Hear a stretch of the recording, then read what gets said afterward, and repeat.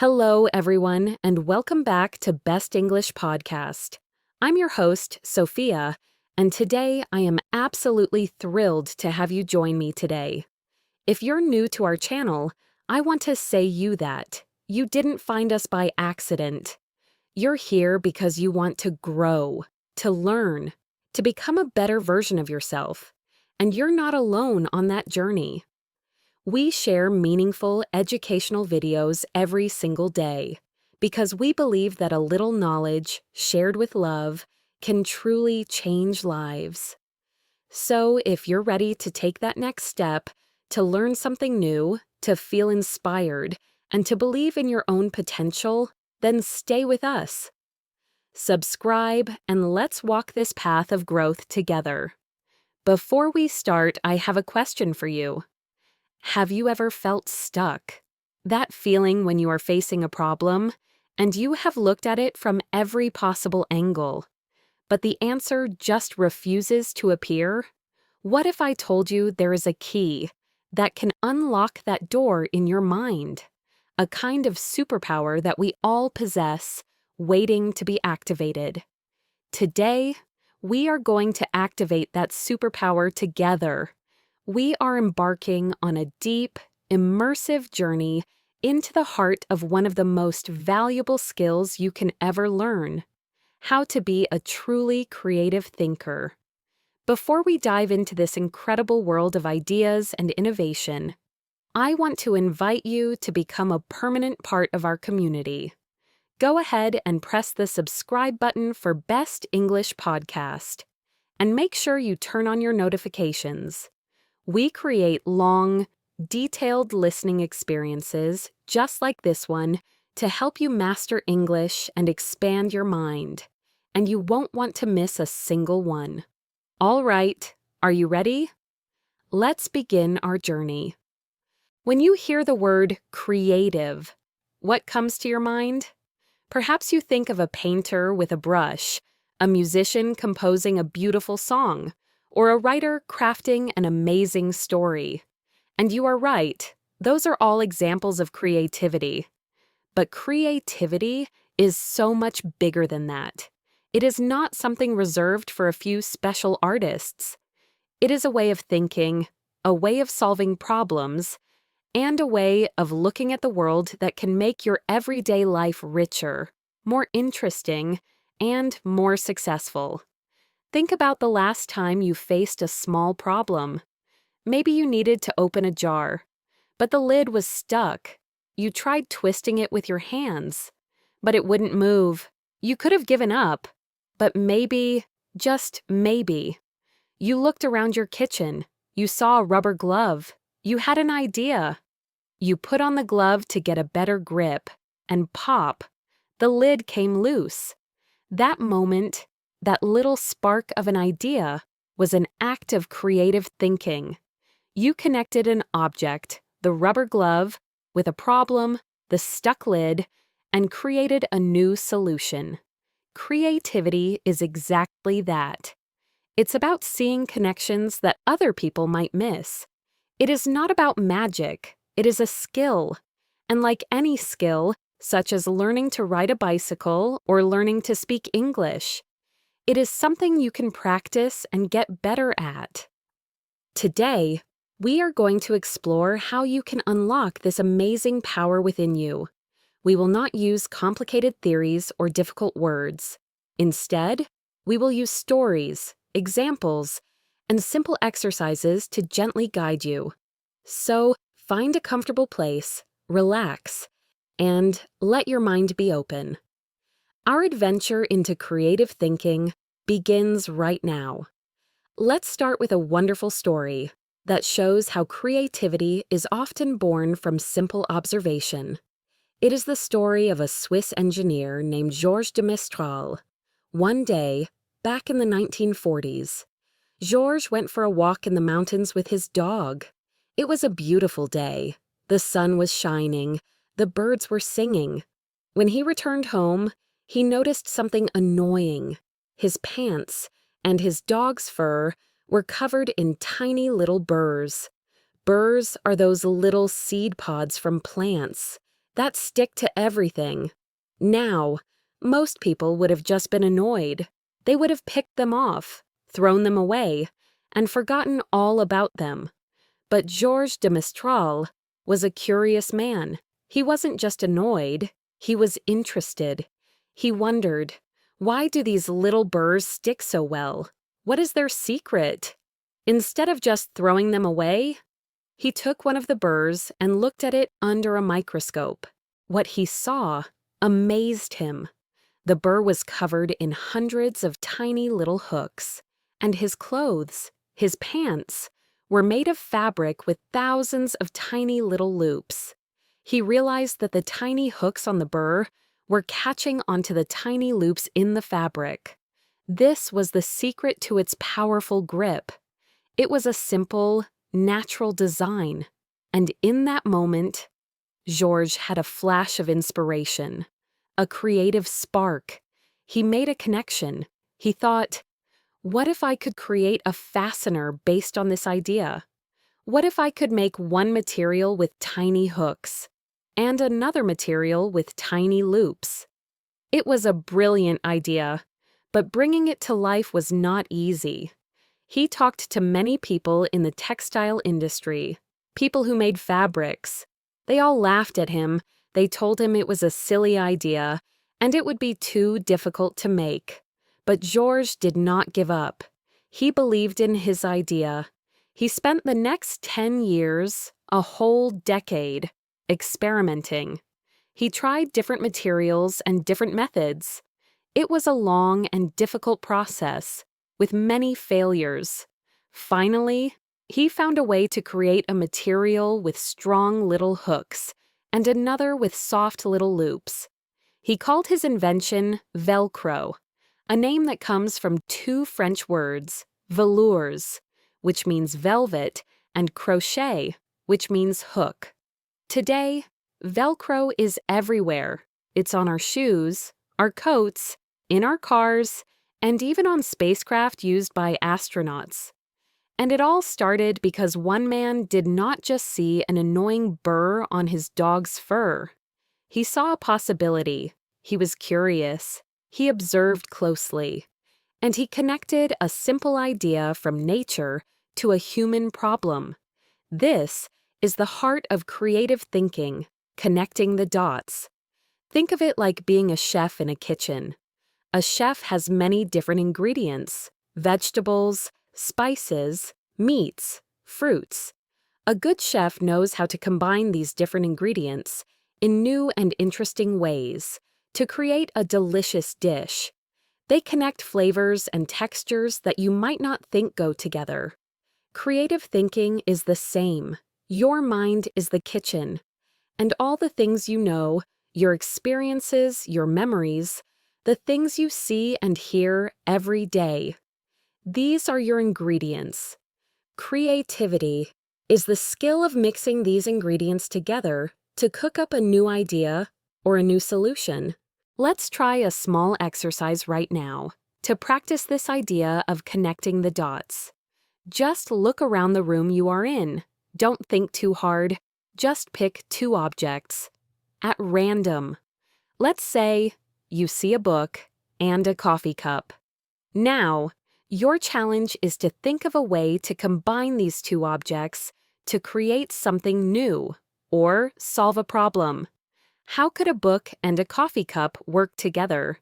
Maybe you could design a coffee cup with a special slot on the side to hold a small waterproof book, so you can read in the bath without getting your book wet. That's one idea. Or maybe you could create a bookend, the object that stops books from falling over on a shelf, in the shape of a giant coffee cup. Or what about this? A book with pages made of a special material that changes color when you spill warm coffee on it, revealing a secret message. Are these ideas practical? Maybe not. Are they brilliant inventions? Probably not. But that is not the point of the exercise. The point is to train your brain to make new connections, to look at two separate things, a book and a cup and force them together in your mind. The more you practice this simple game, the more flexible your mind will become. You will start to see connections everywhere, in everything. This ability to see connections is a wonderful first step. But very often, something stops us. There is a big, invisible wall that stands in the way of our creativity. This wall is built from fear, the fear of being wrong, the fear of having a silly idea, the fear of what other people will think. This fear creates a little voice in our head, a voice we can call the inner critic. You know this voice, you have a new idea. And the inner critic immediately whispers, "That's stupid. That will never work. People will laugh at you."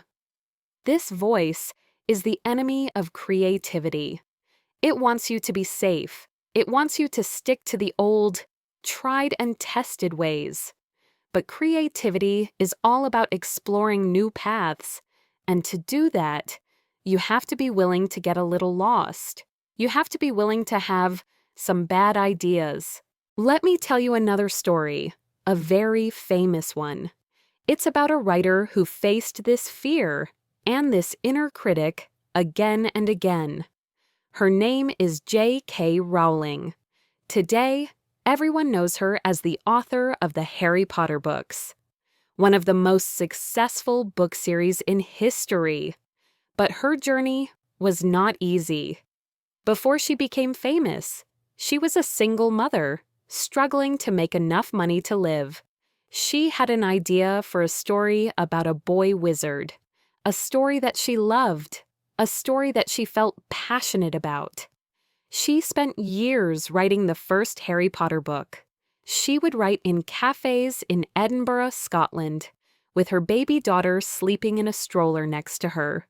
She poured her heart and soul into this book. When she finally finished it, she was very proud. She sent it to a publisher, and they rejected it. They said no. So she sent it to another publisher, and they also said no. She sent it to another and another. In total, 12 publishers rejected Harry Potter. Imagine how that must have felt. 12 times. She was told that her idea was not good enough. Her inner critic must have been shouting at her. "See? I told you it was a bad idea. No one likes it. You should just give up." It would have been so easy for her to listen to that voice. It would have been so easy to put the book in a drawer and forget about it. But she didn't.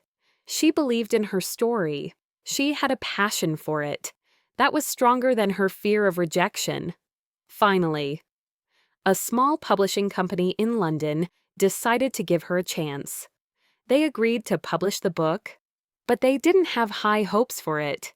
They even told her that she should get a day job, because she probably wouldn't make much money from writing children's books. We all know what happened next. The book became a massive success, and the rest is history. J.K. Rowling's story teaches us a powerful lesson. Creative success is not about having one brilliant idea that everyone loves immediately. It is about persistence. It is about believing in your own vision, even when others don't. It is about understanding that failure and rejection are not the end of the road. They are just part of the journey.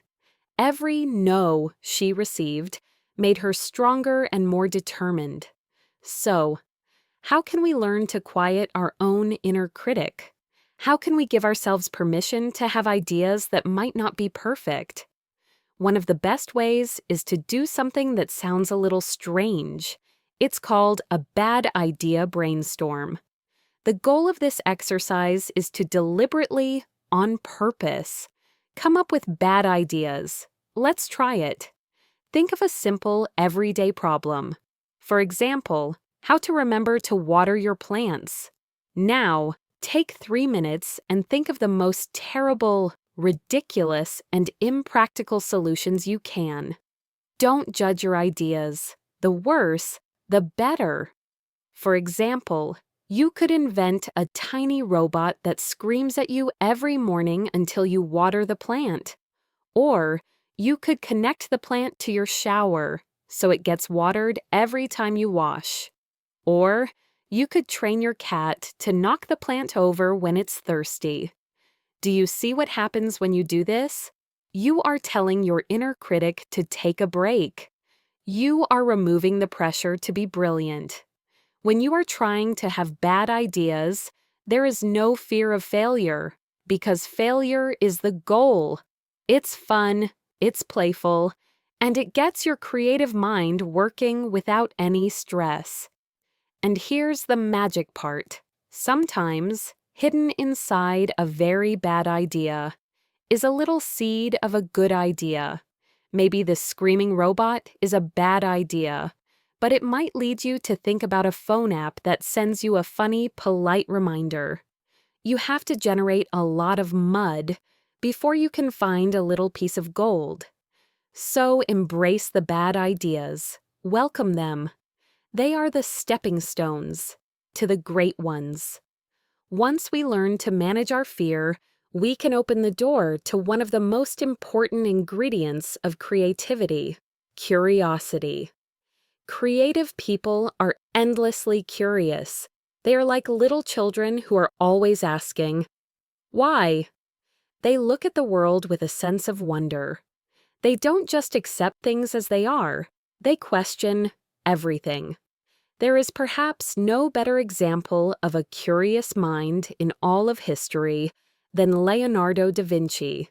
We know him as the painter of the Mona Lisa, one of the most famous paintings in the world.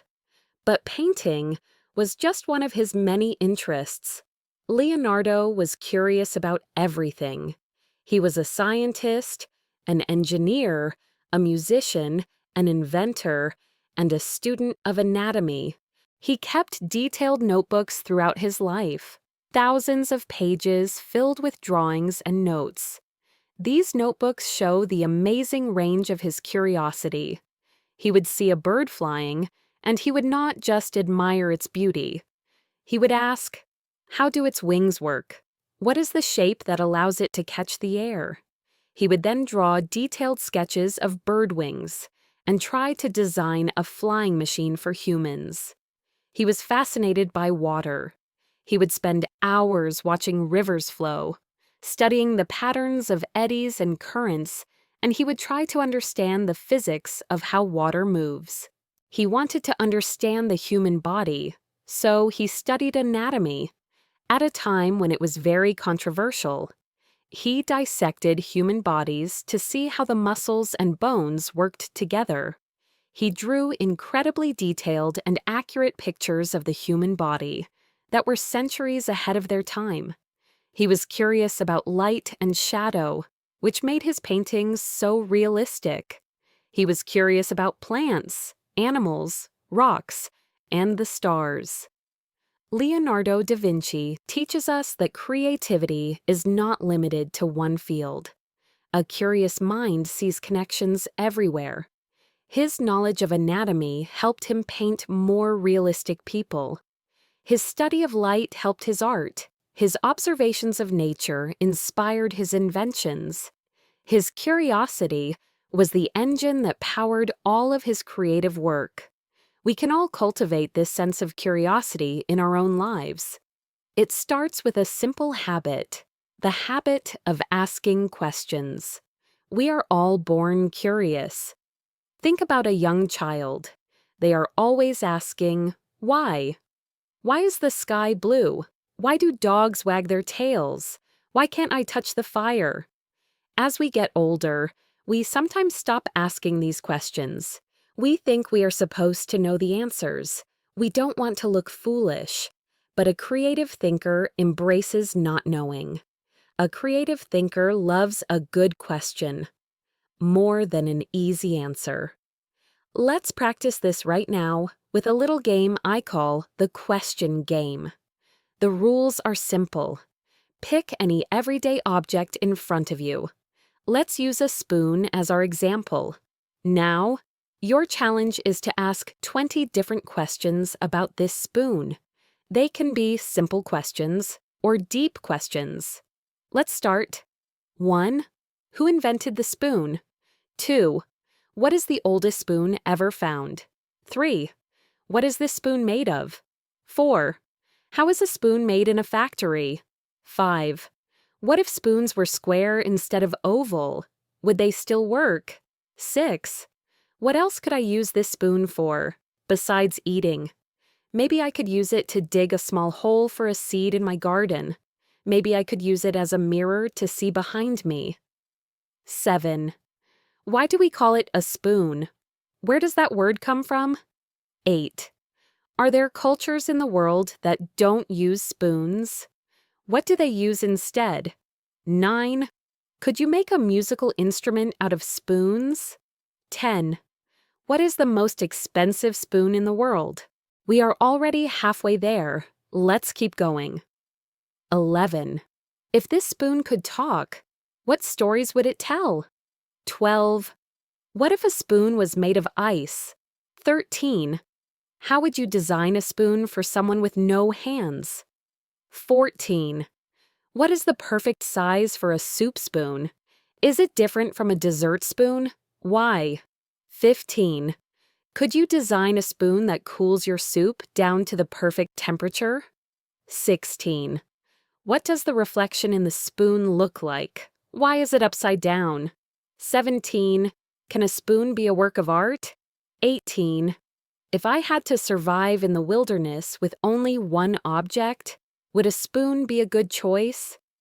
19. How many spoons are there in the world right now? 20. What will the spoon of the future look like? You see? We easily came up with 20 questions about a simple spoon. This exercise stretches your mind. It forces you to look at something familiar in a new way. It ignites your curiosity. Try to make this a regular habit. Pick a new object every day, a shoe, a window, a tree, a coin, and ask as many questions as you can. You don't need to find all the answers. The act of asking is what matters. It trains your brain to be curious, to wonder, and to see the extraordinary in the ordinary. This habit of asking questions is closely linked to another key skill for creative thinking, the power of observation. Many of us go through our days in a kind of fog. We look at things, but we don't really see them. We hear things, but we don't really listen. A creative thinker, however, pays attention. They are a master of observation. Think about the famous fictional detective, Sherlock Holmes. He was created by the writer Sir Arthur Conan Doyle. Sherlock Holmes is a genius at solving crimes. And what is his secret weapon? It is not magic. It is his incredible ability to observe. He notices the tiny details that everyone else misses. And from these small details, he can understand a whole story. Imagine Sherlock Holmes meeting a man for the first time. The other person, Dr. Watson, just sees a man. But Holmes sees much more. He might say something like, "I see you have recently come from Afghanistan." Watson is amazed and asks, "How on earth did you know that?" Holmes would calmly explain his reasoning. "I observed that your face is tan, but your wrists are pale. This tells me you have been in a hot country. But you are a man of medicine, so your sleeves would be rolled down often. I also noticed you walk with a slight limp in your left leg, a common injury for soldiers serving in that region. And you have a particular kind of military bearing. Putting it all together, the conclusion is simple. This is, of course, a fictional example, but it illustrates a powerful point. The world is full of information, full of clues, full of ideas. We just need to learn how to see them. There is a difference between looking and seeing. Looking is passive. You open your eyes, and light enters. Seeing is active. It is a process of paying close attention, of noticing details, of understanding what you are looking at. And it's not just about using your eyes. Active observation involves all of your senses. What do you hear right now, other than my voice? Can you hear the soft hum of a computer? The distant sound of traffic? The chirp of a bird outside your window? What do you smell? Is there the faint scent of coffee? Or the smell of rain in the air? What do you feel? The texture of the chair you are sitting on? The temperature of the room? By consciously paying attention to these sensory details, you gather more ingredients for your creative kitchen. Your brain stores all this information, and you never know when it might become useful. A particular smell might trigger a forgotten memory, which then gives you an idea for a story. The pattern of cracks in a pavement might inspire a design for a piece of jewelry. Here is a simple practice you can do to train your powers of observation. I call it a walk with new eyes. The next time you take a walk, perhaps to the shops or just around your neighborhood, take a route that is very familiar to you, a route you have walked 100 times before. But this time, your mission is different. Your mission is to notice 5 things that you have never noticed before. Maybe it's a tiny, carved face on the side of an old building.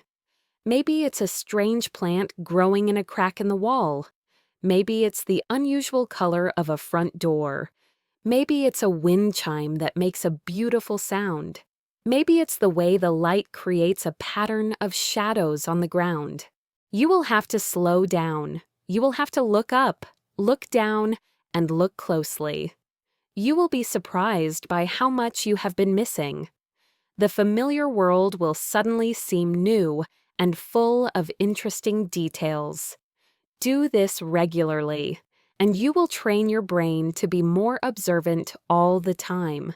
You will start to see the world like Sherlock Holmes, or like an artist, or like a scientist. You will see it as a place full of wonder and inspiration. So, we have talked about connecting ideas, overcoming fear, being curious, and observing the world closely. These are the foundations of a creative mind. Now, let's explore the process of how ideas are actually born and developed. Scientists who study creativity often talk about 2 different kinds of thinking. They are called divergent thinking and convergent thinking. These sound like complicated terms, but the ideas behind them are very simple. Imagine you are standing at the beginning of a path. Divergent thinking is when the path splits into many different directions. You explore all of them. You wander freely. You are not trying to get to a specific destination. You are just generating as many possibilities as you can. It's about quantity, not quality. It is a process of opening up, of brainstorming, of saying, what if? Convergent thinking is the opposite. It's when you have all those different paths, and you need to choose the best one to take. You start to analyze, to judge, to compare. You bring all the ideas together and decide which one is the most useful, practical, or promising. It is a process of narrowing down, of focusing, of making a decision. A truly creative process needs both. If you only have divergent thinking, you will have a million ideas but never do anything with them. If you only have convergent thinking, you won't have any new ideas to choose from in the first place. Creativity is a dance between these 2 styles of thought. First, you open up, then you narrow down. Let's look at a fantastic real-life story that shows this dance in action. It's the story of the Post-it note. In the late 1960s, a scientist named Dr. Spencer Silver was working at a large American company called 3M. He was trying to create a super strong adhesive, a very powerful glue. But one of his experiments went wrong. He ended up creating the opposite, a very, very weak glue. It was sticky enough to hold a piece of paper to a surface, but you could easily peel it off without leaving any mark, and you could use it again and again. At the time, everyone, including Dr. Silver, thought it was a failure. He had not created the strong glue he wanted. He had created this strange, weak glue. For years, he went around the company, showing his strange invention to his colleagues. He was in the divergent thinking phase. He had an interesting creation, but he didn't know what it was for. He would say, "Look at this! It's a solution without a problem." He was just exploring possibilities. Most people didn't see any use for it. Several years passed. Now, let's meet another man who worked at 3M, named Art Fry. Art Fry sang in his church choir. He used little pieces of paper to mark the pages in his hymn book, his book of songs. But he had a problem. The little pieces of paper would always fall out. It was very annoying. One Sunday, while sitting in church, he was feeling frustrated with his bookmarks. And then, he remembered Dr. Silver's strange, weak glue. An idea flashed into his mind. This was the moment of convergence. Art Fry had a specific problem. His bookmarks were falling out, and he connected his problem to Dr. Silver's solution, the weak adhesive. He thought, what if I put that weak glue on my little pieces of paper? They would stick to the page, but I could peel them off without damaging the book. He went to the lab and made some samples. They worked perfectly. He and his colleagues started using them around the office to leave notes for each other. They quickly realized they had invented something incredibly useful. The company, 3M, started selling them as Post-it notes, and they became one of the most popular office products in the world. This story beautifully illustrates the two types of thinking. Dr. Silver was doing divergent thinking. He was playing, experimenting, creating something new without a clear purpose. Art Fry did the convergent thinking. He had a specific problem, and he found the perfect solution among the existing ideas. It took both parts of the process to create the Post-it note. We can practice these two types of thinking with a simple challenge. It's often called the paperclip challenge. I want you to take a common object, a paperclip.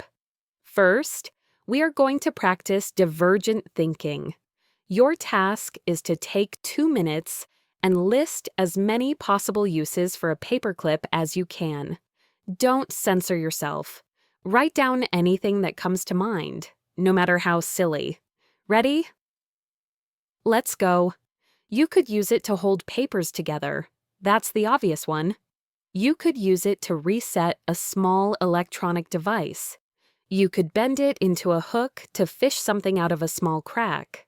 You could use it as a lockpick, maybe in a movie. You could straighten it and use it to clean your fingernails. You could link many of them together to make a chain.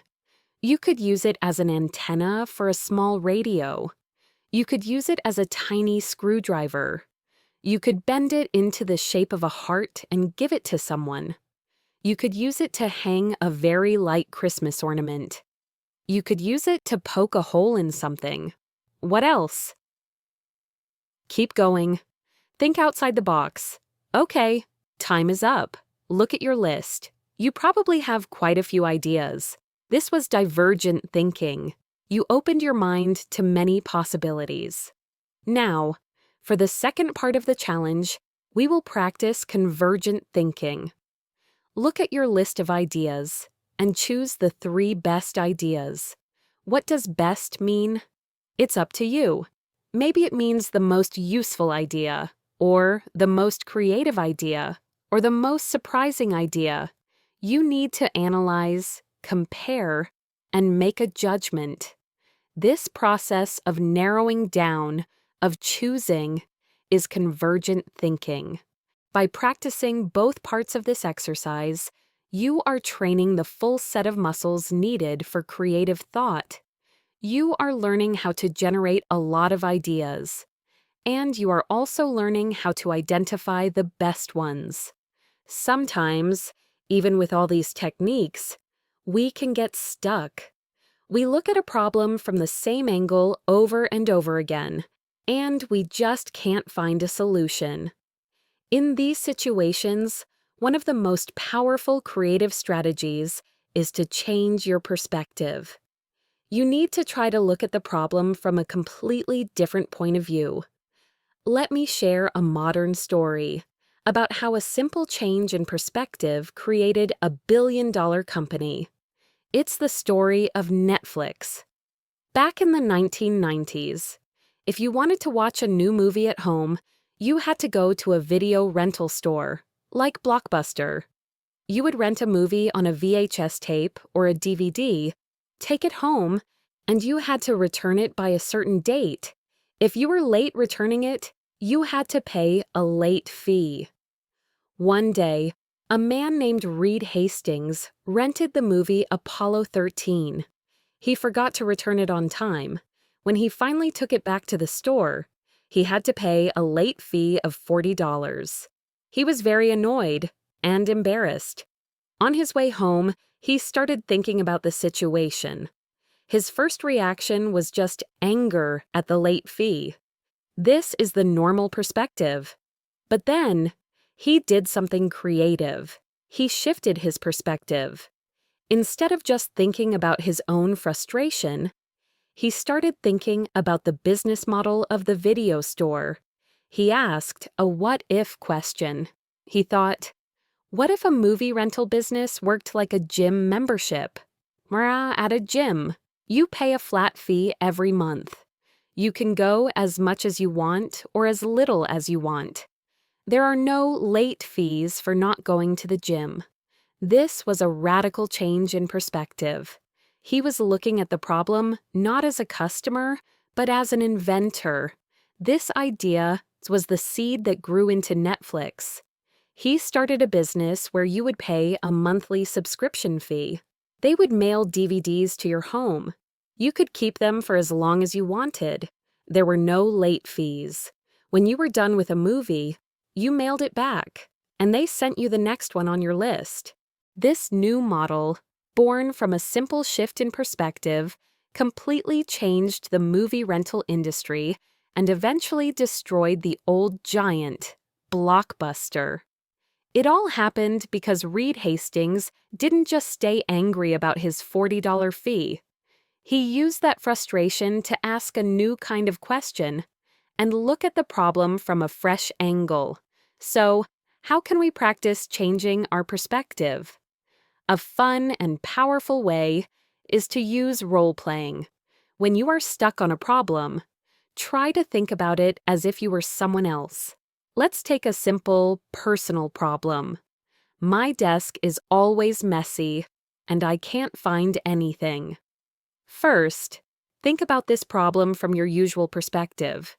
You probably feel frustrated, maybe a little guilty. Your solutions might be things like, I should try to be tidier, or I need to buy some storage boxes. These are okay, but let's see if we can get more creative. Now, let's change perspective. How would a chef solve the problem of a messy desk? A chef works in a kitchen where everything has a specific place. This principle is called mise en place, which means everything in its place. A chef would probably look at your desk and say, you need a system. Group similar items together. Pens go here, paper goes here, have everything you need within easy reach. Or, this gives you the idea of creating specific zones on your desk. Okay, let's switch roles again. How would a 5-year-old child solve the problem of a messy desk? A child might not see it as a mess at all. They might see it as a wonderful collection of treasures. They might suggest making it more fun. Maybe you could use colorful boxes, or turn tidying up into a game. Maybe you could stick funny labels on everything. This perspective injects an element of playfulness and fun into the task. One more. How would a librarian solve the problem of a messy desk? A librarian is an expert at categorizing and retrieving information. They would probably suggest creating a system to label and file everything. They might suggest a system like the Dewey Decimal System, but for your personal items. This gives you the idea of being more systematic and creating an index or a list of where everything is. By looking at the same problem through the eyes of a chef, a child, and a librarian, we came up with 3 very different types of solutions: creating zones, making it fun, and building a system. This technique forces you out of your usual thinking patterns. It helps you see new possibilities that were invisible before. So, the next time you are stuck, ask yourself, how would an engineer solve this? How would an artist solve this? How would a detective solve this? You will be amazed at the new ideas that appear. There is another fascinating aspect of the creative process that seems almost magical, but is very real. It is the power of incubation. Incubation is what happens when you step away from a problem and let your mind rest. It seems counterintuitive. We often think that to solve a hard problem, we need to focus on it harder and longer. But sometimes, the best thing you can do for your creativity is to stop thinking about the problem entirely. There is a very famous story from ancient Greece that perfectly illustrates this. It is the story of the mathematician Archimedes. The king of Syracuse had a new golden crown made. He gave a certain amount of gold to the goldsmith to make it. When the crown was finished, it was beautiful, but the king was suspicious. He worried that the sneaky goldsmith had stolen some of the gold and mixed in a cheaper metal, like silver. The king summoned Archimedes, the wisest man in the city, and gave him a challenge. He said, "Find out if this crown is pure gold, but you cannot damage the crown in any way. You cannot melt it down." This was a very difficult problem. Archimedes knew that gold was denser than silver. This means that a pound of gold takes up less space. It has less volume than a pound of silver. If he could measure the volume of the crown, he could solve the puzzle. But how could he measure the volume of such an irregularly shaped object? He couldn't just measure its length, width, and height like a simple box. Archimedes thought about this problem for days. He was obsessed. He thought and thought, but he couldn't find a solution. He was getting frustrated and tired.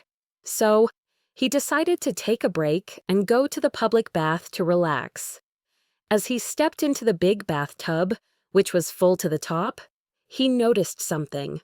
He noticed that as his body went into the water, some of the water spilled out over the sides. And in that instant, as his mind was relaxed and not focused on the problem, the solution hit him like a lightning bolt.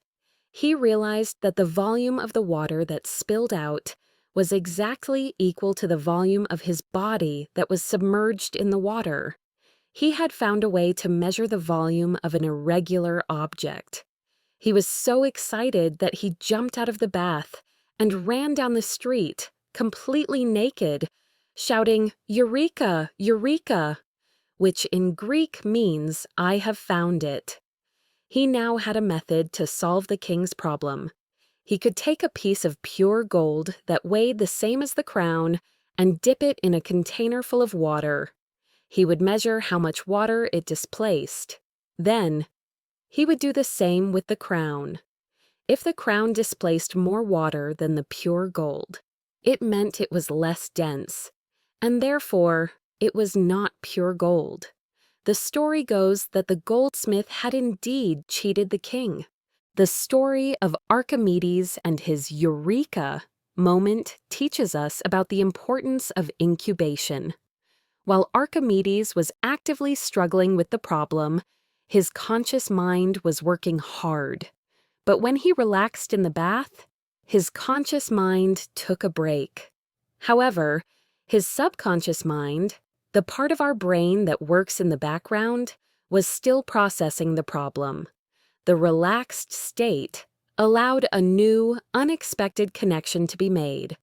Our brains work in a similar way.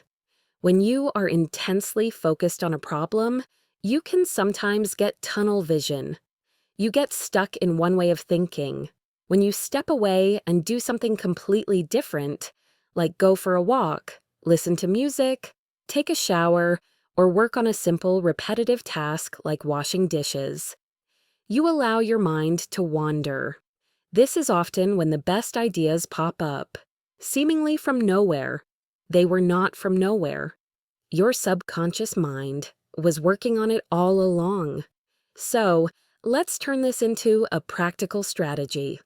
The next time you are faced with a difficult challenge or a creative block, try the sleep on it technique. Work hard on the problem for a set period of time. Really focus and give it your best effort. Then, deliberately stop. Put it away. Do not think about it anymore. Go and do something completely unrelated and, ideally, relaxing. Go for a run, play with your dog, cook a meal, and of course, you can literally sleep on it. Get a good night's rest. You are giving your brain time to incubate the problem.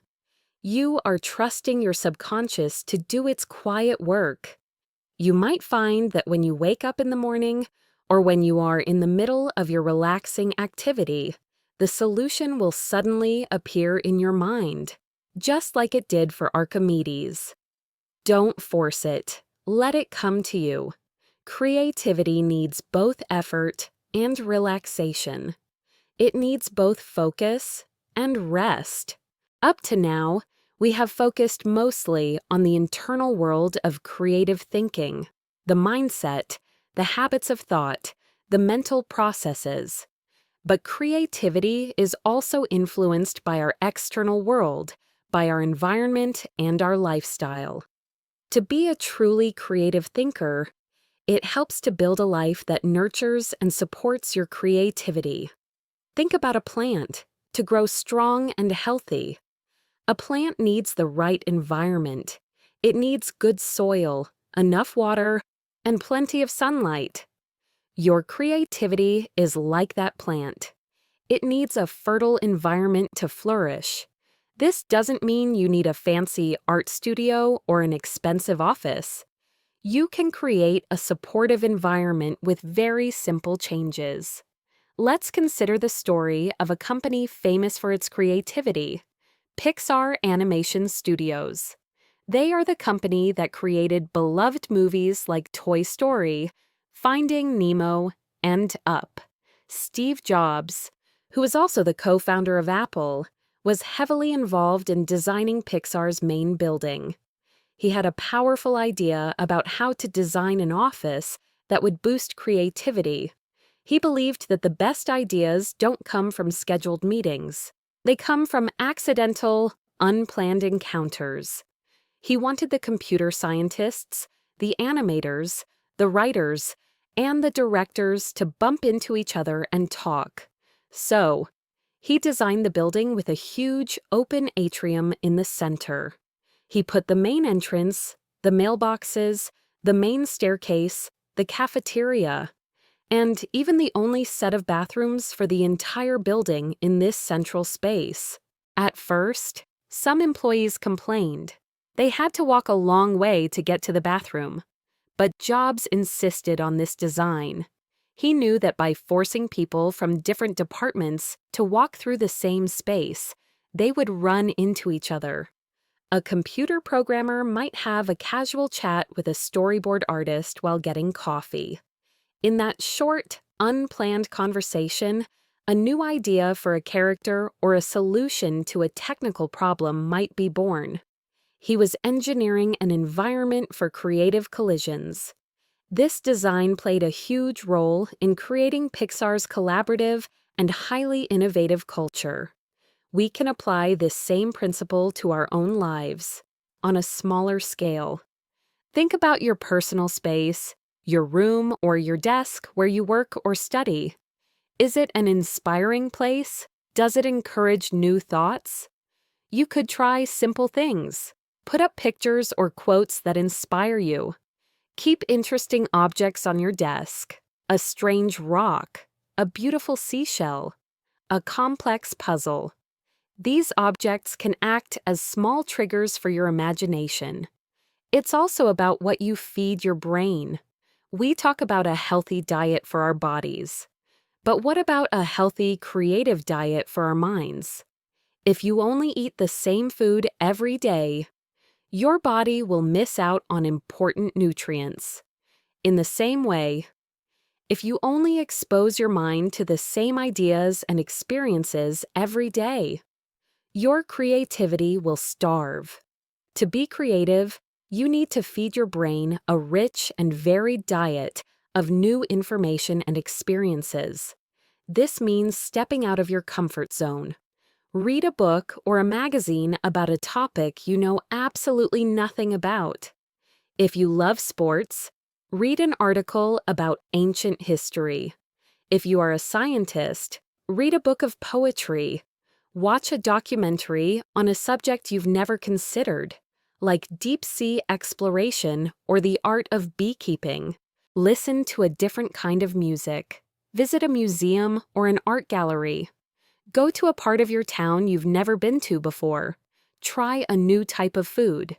Talk to people who are different from you, people with different jobs, different backgrounds, and different opinions.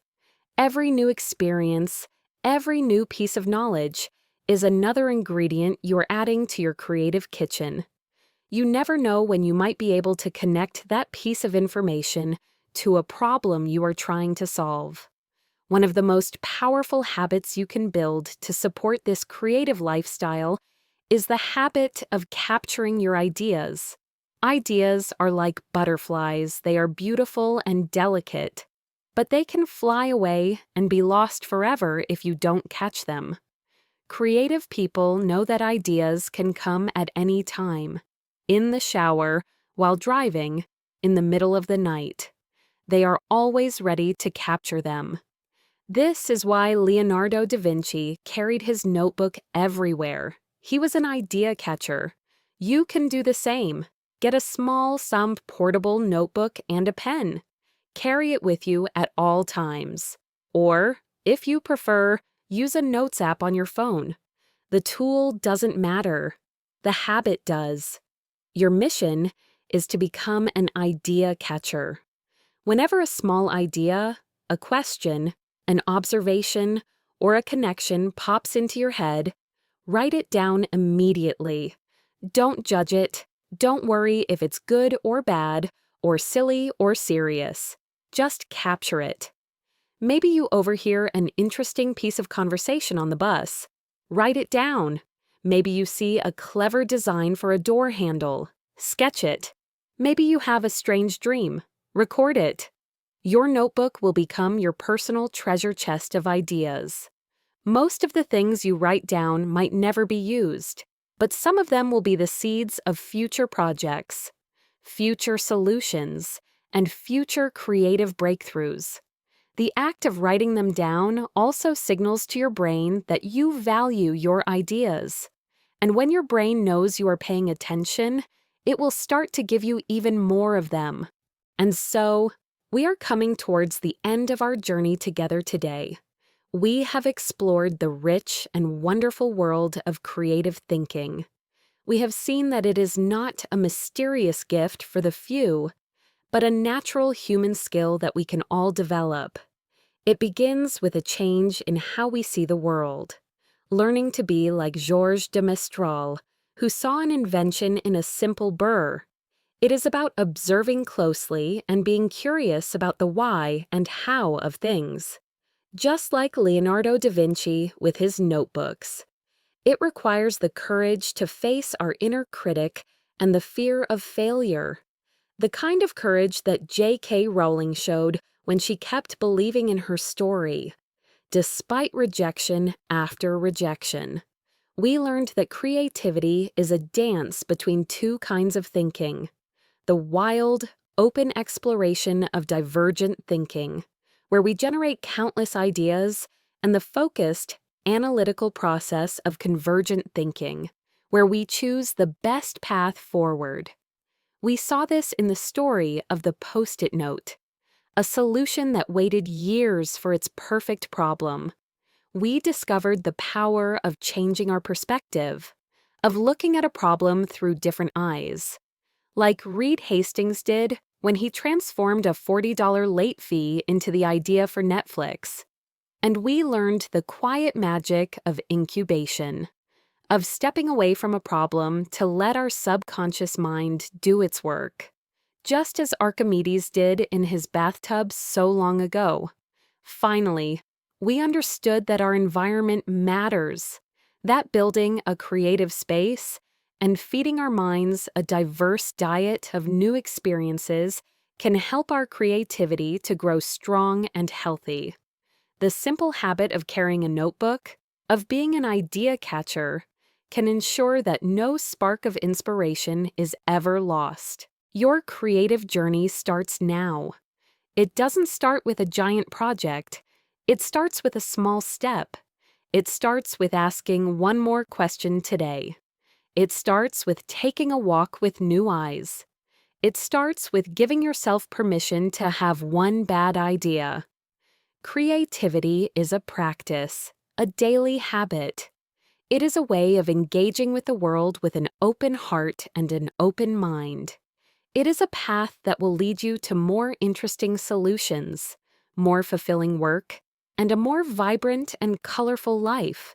Thank you for spending this time with me.